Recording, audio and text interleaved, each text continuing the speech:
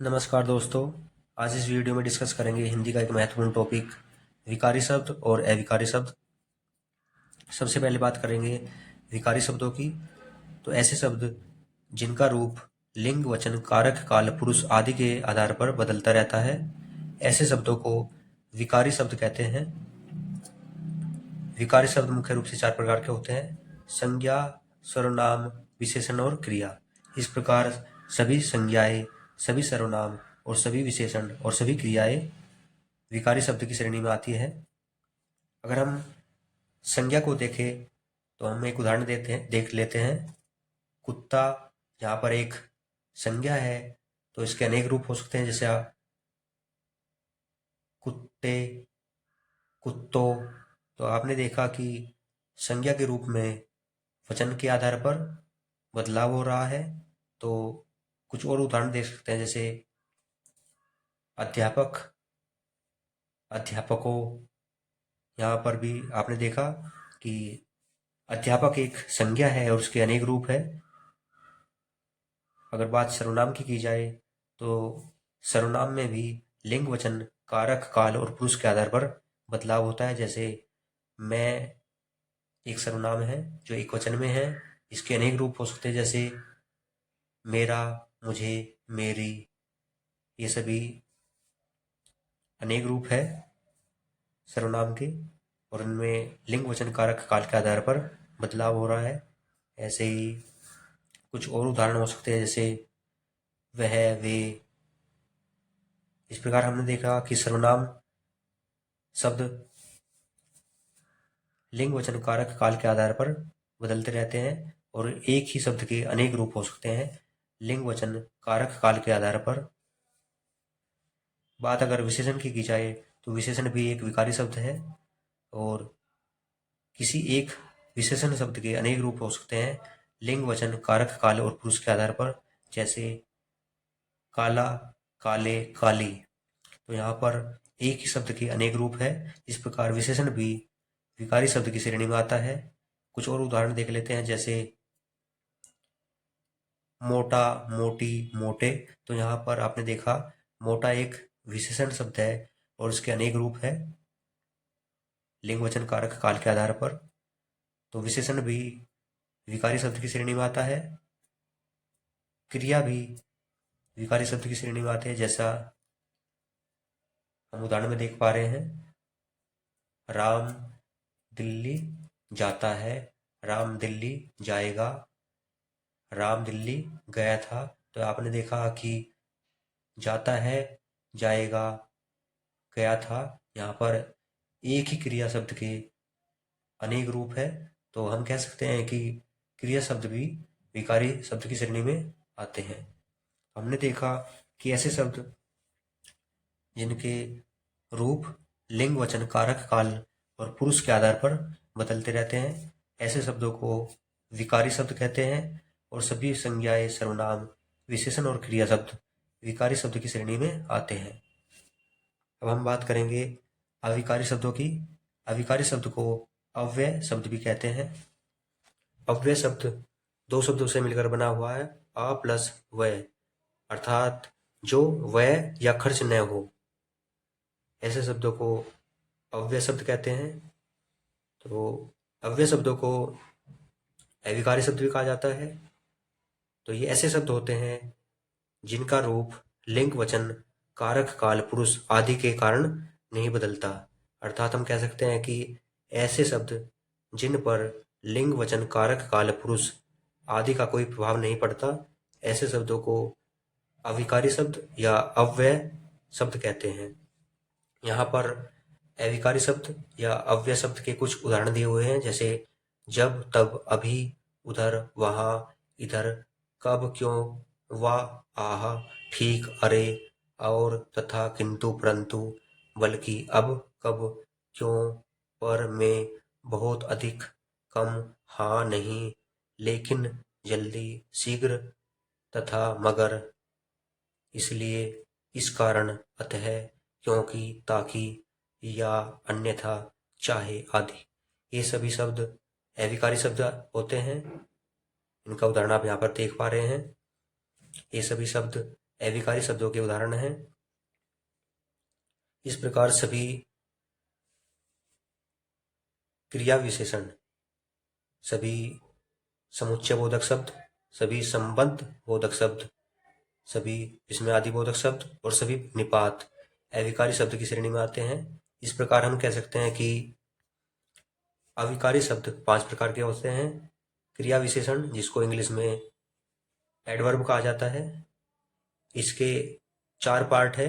कालवाचक क्रिया विशेषण, स्थानवाचक क्रिया विशेषण, परिमाणवाचक क्रिया विशेषण और रीतिवाचक क्रिया विशेषण।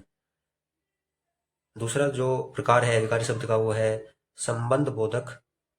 तीसरा इसका प्रकार है समुच्चय बोधक। चौथा प्रकार है विस्मयादि बोधक और 5वां प्रकार है निपात। तो कुल मिलाकर अविकारी शब्द 5 प्रकार के होते हैं, जिसके मुख्य प्रकार इस प्रकार है: क्रिया विशेषण, संबंध बोधक, समुच्चय बोधक, विस्मयादि बोधक और निपात।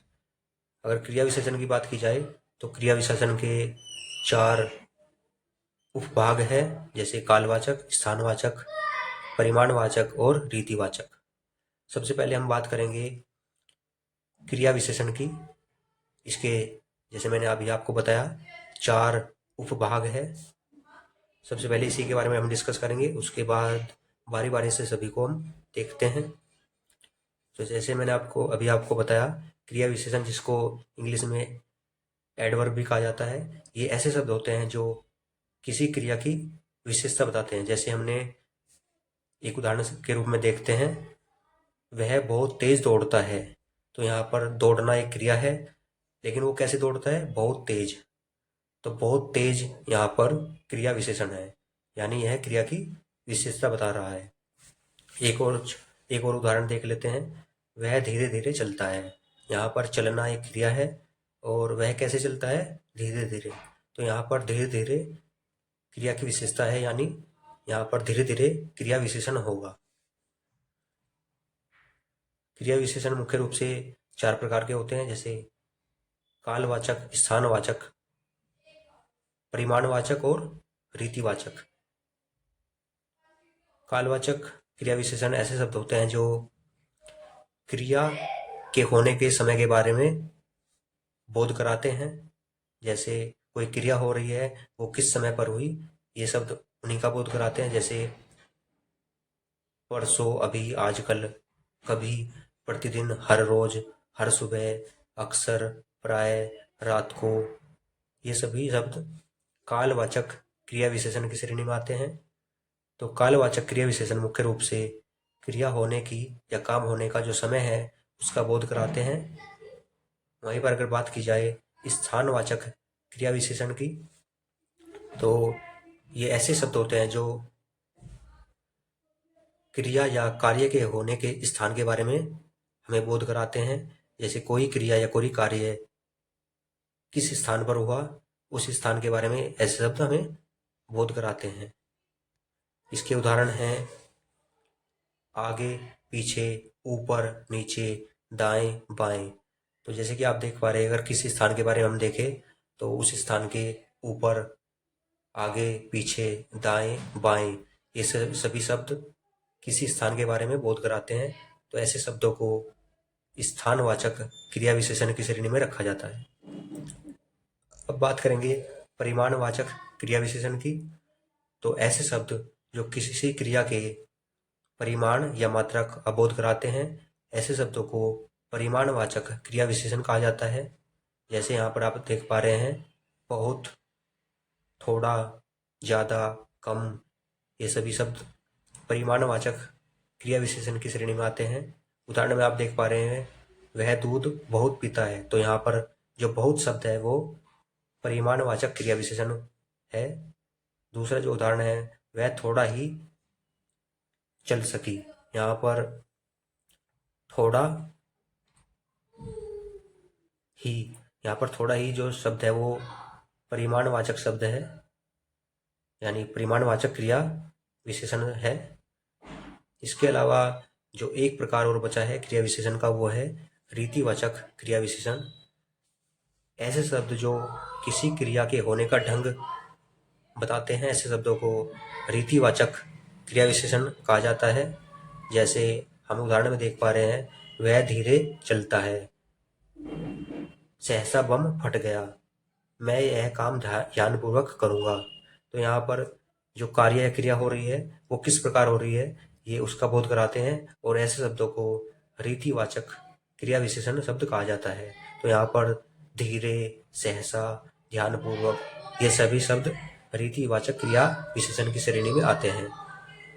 तो हमने देखा सबसे पहले क्रिया विशेषण के बारे में, जो 4 प्रकार के होते हैं: कालवाचक, स्थानवाचक, परिमाणवाचक और रीतिवाचक।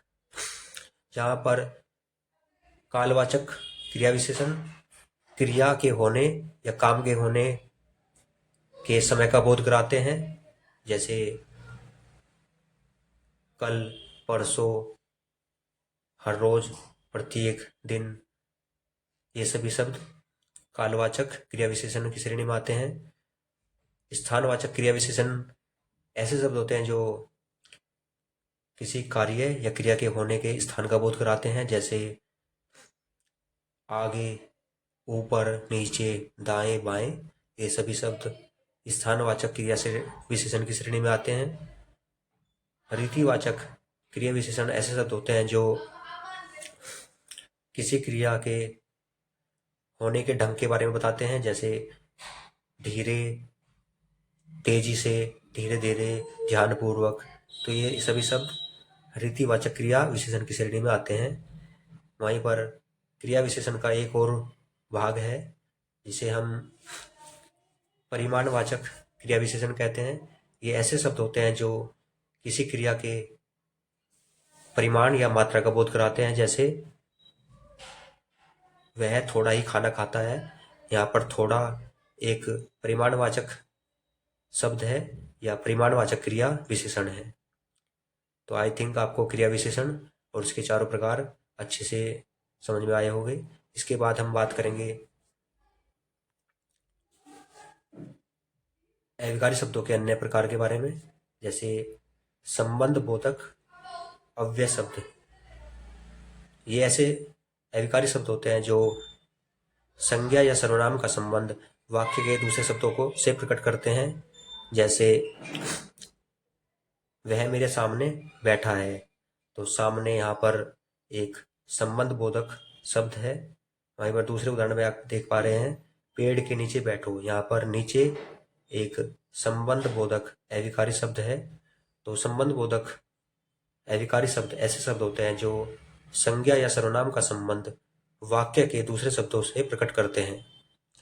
इनको इंग्लिश में प्रीपोजिशन कहा जाता है, जैसे इंग्लिश में एट, ऑफ, बिटवीन, अमंग, ये सभी प्रीपोजिशंस होते हैं। उसी तरह से हिंदी में के भीतर, की ओर, की तरफ, के बिना, के अलावा, के बगैर, के बदले, की जगह, के संग, के विपरीत, ये सभी शब्द संबंध बोधक अविकारी शब्द है। समुच्चय बोधक या योजक अविकारी शब्द, ये ऐसे शब्द होते हैं जो दो या दो से अधिक शब्दों या वाक्यों को आपस में जोड़ते हैं। जैसे हम कोई वाक्य देख लेते हैं, वह अच्छा है, वह ईमानदार है।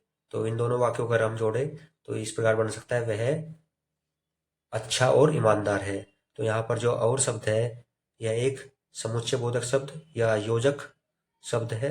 इसके अलावा अनेक बहुत सारे और भी शब्द है जो समुच्चय बोधक शब्द या योजक शब्द की श्रेणी में आते हैं, जैसे और, तथा, एवं, मगर, लेकिन, किंतु, परंतु, इसलिए, इस कारण, अतः, क्योंकि, ताकि, या, अथवा, चाहे, ये सभी शब्द समुच्चय बोधक या योजक शब्द कहलाते हैं।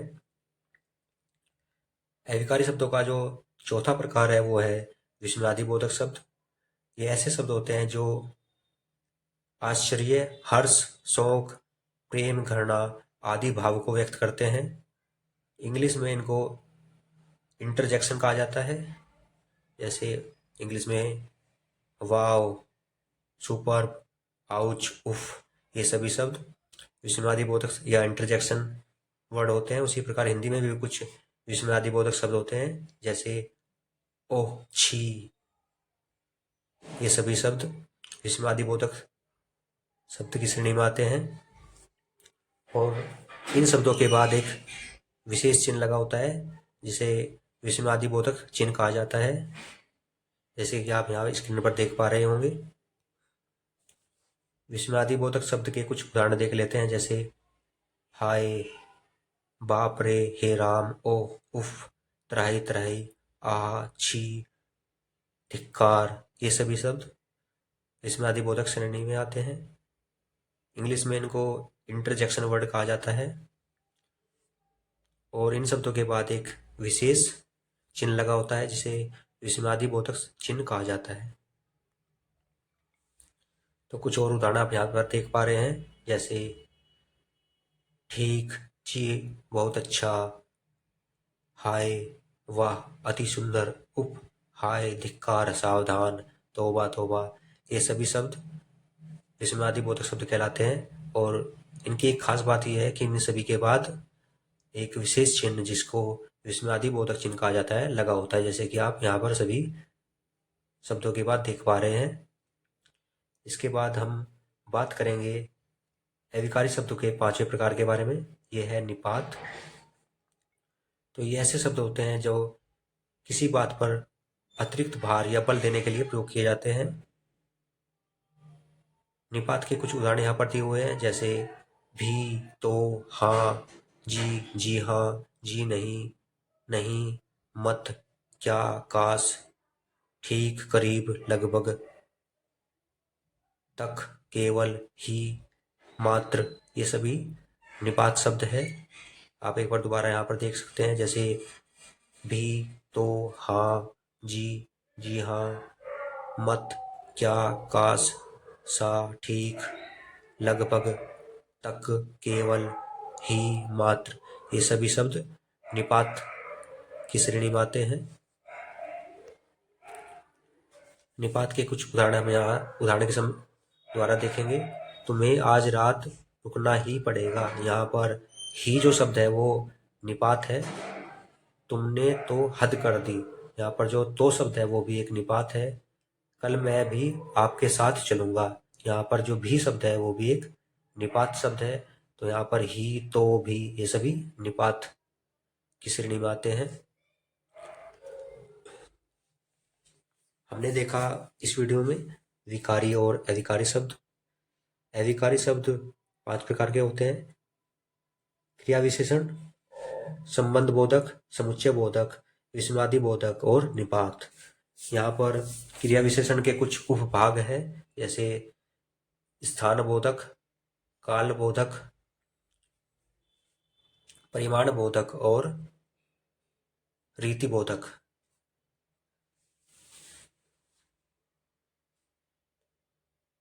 इसके अलावा हम यहाँ पर कुछ और उदाहरण देख लेते हैं विकारी और अविकारी शब्दों को स्पष्ट करने के लिए। तो विकारी शब्द, जैसे मैंने आपको बताया, सभी संज्ञा, सर्वनाम, क्रिया और विशेषण विकारी शब्द होते हैं। इसके अलावा अविकारी शब्द 5 प्रकार के होते हैं: क्रिया विशेषण, जिसको इंग्लिश में एडवर्ब कहा जाता है, और सभी प्रकार की प्रीपोजिशंस, जिसको हिंदी में संबंध बोधक शब्द कहा जाता है, और समुच्चय बोधक शब्द, जिसको इंग्लिश में कंजक्शन कहा जाता है। उसके अलावा विस्मयादि बोधक शब्द, जिसको इंग्लिश में इंटरजेक्शन कहा जाता है, और निपात। ये सभी 5 प्रकार होते हैं अविकारी शब्दों के। अब यहाँ पर हम लास्ट में कुछ उदाहरण देख लेते हैं। अभी वह इधर आ रहा है, इस वाक्य में जो अभी शब्द है वो एक अव्यय या अविकारी शब्द है। दूसरे उदाहरण में इधर जो शब्द है जो वाक्य में प्रयोग हुआ है, इधर शब्द, यह एक अविकारी या अव्यय शब्द है। तीसरा उदाहरण है अभी वह इधर क्यों आया, यहाँ पर जो अभी शब्द है, जो इधर शब्द है और जो क्यों शब्द है, ये तीनों अव्यय शब्द या अविकारी शब्द है। चौथे एग्जाम्पल में हम देख पा रहे हैं, जब वह समुद्र के किनारे खड़ा था तब वह अच्छा लग रहा था, यहाँ पर जब और तब ये दोनों अविकारी शब्द है। 5वें उदाहरण में अभी इधर ही थोड़ा वक्त बिता ले, इस वाक्य में अभी, इधर और ही, ये तीनों अविकारी शब्द है। छठे एग्जाम्पल में जो आप देख पा रहे हैं, ठीक है, आपका सुझाव अच्छा है।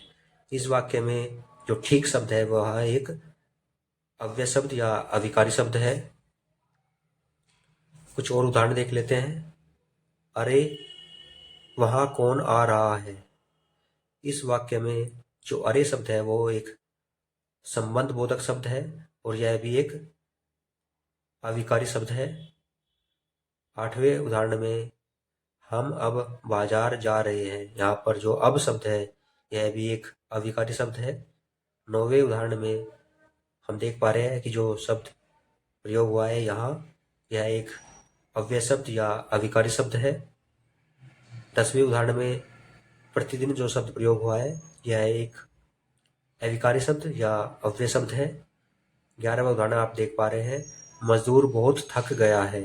यहाँ पर जब बहुत शब्द है ये एक अविकारी या अव्यय शब्द है। इस प्रकार हमने इस वीडियो में देखा विकारी और अविकारी शब्दों के बारे में। आशा है आपको विकारी शब्द और अविकारी शब्द से संबंधित यह वीडियो अच्छा लगा होगा। अगर आपको ये वीडियो अच्छा लगा हो तो प्लीज़ हमारे चैनल को सब्सक्राइब करें, वीडियो को लाइक करें, शेयर करें। धन्यवाद, नमस्कार, आपका दिन शुभ हो।